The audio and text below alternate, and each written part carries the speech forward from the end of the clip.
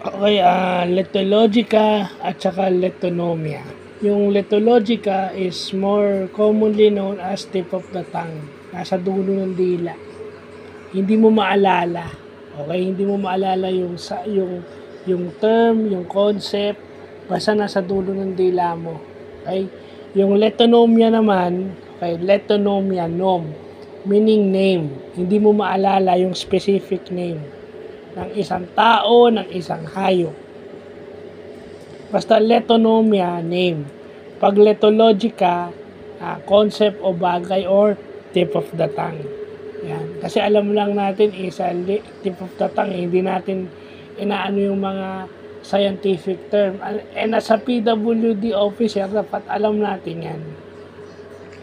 Kasi yung tip of the tongue is posibleng sintomas yan, hindi lang ng aging eh. No? Although sintomas yan ng habang tumatanda ka, pero sintomas pa yan ng maaring malalang sakit.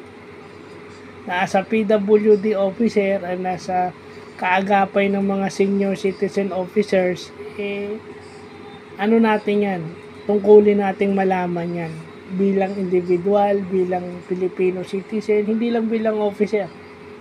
Pero as an officer, ino-oblige ka na malaman itong mga bagay na to. So, Lethologica at Letonomia.